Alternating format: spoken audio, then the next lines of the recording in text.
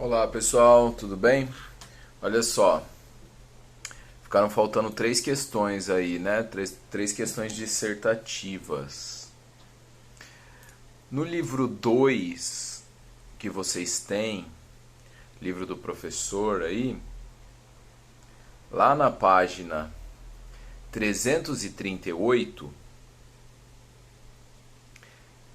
que é a parte onde estão as respostas, tem a resposta de uma pergunta lá.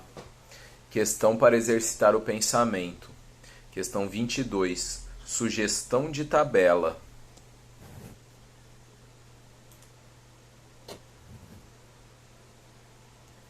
Essa sugestão de tabela aí, ela é muito interessante, viu, pessoal? Ela é um super resumo de todas as características de todos os invertebrados que nós vimos até agora. Então, nessa tabela, vocês vão encontrar poríferos, quinidários, plateumintos, nematóides, anelídeos, artrópodes, moluscos e equinodermos. E as informações que tem nela: hábitat, simetria, organização corporal, se é triblástico, diblástico, celomado, pseudocelomado, tipo de reprodução,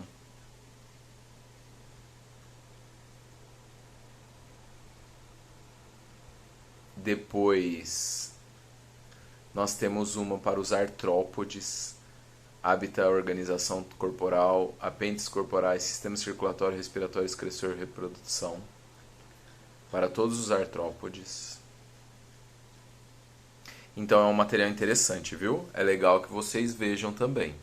Quem vai prestar vestibular, aí esse tipo de coisa. Tá bom? Então as questões que ficaram faltando foram três.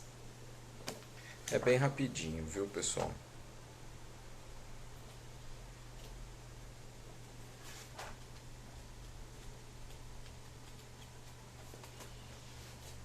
É a questão 6, 7 e 8.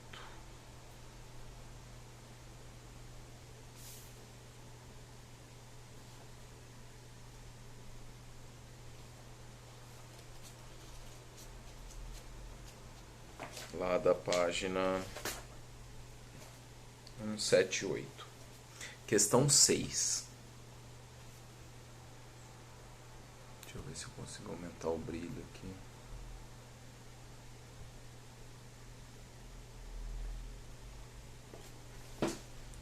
Questão 6. A Grande Barreira de Recifes se estende por mais de 2.000 quilômetros.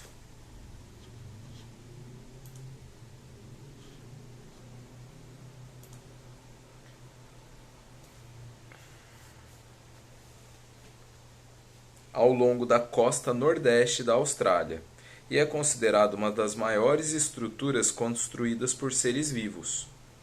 Quais são esses organismos e como eles formam essas estruturas? Pessoal, os corais, eles pertencem ao grupo dos quinidários, tá? Então, o mesmo grupo da água-viva, da anêmona. Os corais, eles são formados por pequenos quinidários chamados, que tem uma forma de pólipo, que é uma forma medusoide, que é aquele cilindro com os tentáculos em cima. Só que eles são indivíduos coloniais. Eles vivem em uma colônia, eles estão todos unidos anatomicamente. Então eles são vários indivíduos unidos.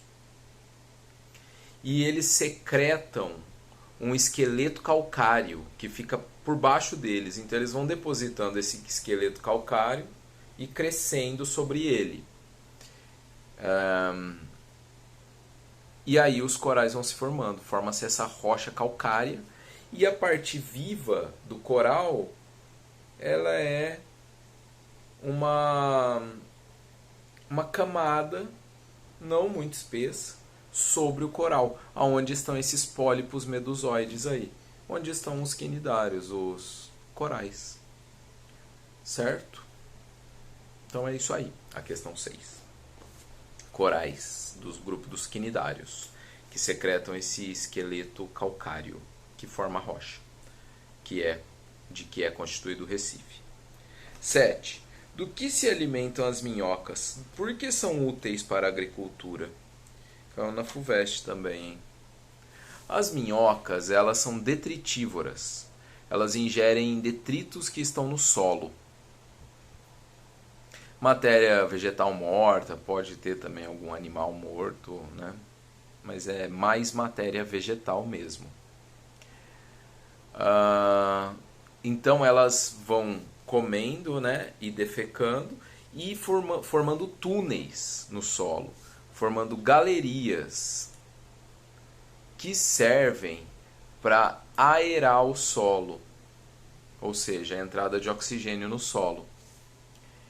Além disso, eles formam galerias, eles facilitam a penetração da água, né? Quando chove, a água escoa mais facilmente, atingindo mais facilmente a raiz das plantas, né? E quando o animal defeca, ele libera excretas nitrogenadas, fosfato e ácido úmico, que é uma substância que agrega o solo. Então ele aduba também. Além de favorecer a aeração, a infiltração de água, ele também aduba o solo.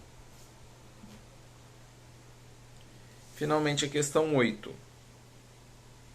Ao realizar um teste para a criação de moluscos bivalves em cativeiro, os técnicos de um laboratório utilizaram 3 modelos de aquários.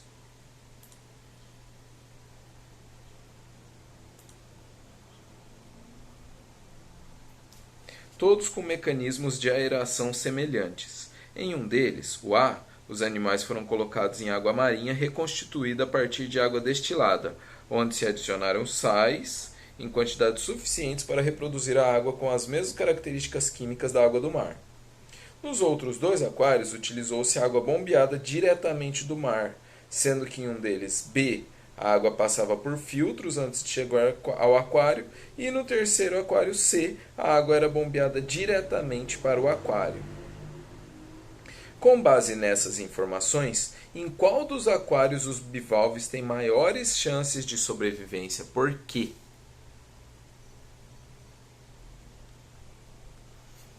Eles têm mais chance de sobrevivência no aquário C.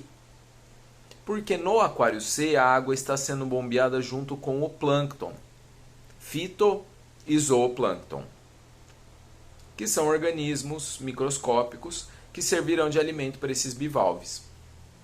Porque os bivalves, eles também são filtradores, não igual aos poríferos, né? Porque não tem a mesma estrutura corporal, mas eles têm um sifão inalante em que eles capturam a água, passam ela por uma cavidade do manto, onde vão pegar os micro-organismos que eles precisam, e tem um sifão exalante, né?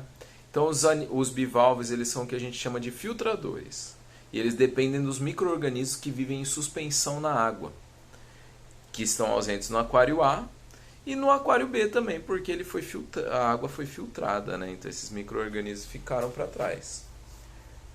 Tudo bem? E isso, pessoal, traz aí uma questão sobre os bivalves. Como eles filtram grande quantidade de água, se eles estiverem em água poluída, essas toxinas vão se acumulando no corpo deles, causando magnificação trófica. Podem ser toxinas provenientes de esgoto, de outra ação humana, né? Metais pesados, mas podem ser toxinas naturais também, como por exemplo as toxinas presentes nos dinoflagelados, que são algas vermelhas. Essas algas vermelhas, elas contêm uma neurotoxina. E muitas vezes você tem aí um fenômeno de maré vermelha, esses animais acabam filtrando e acumulando essa toxina no seu corpo. E aí a hora que a gente consome é um problema.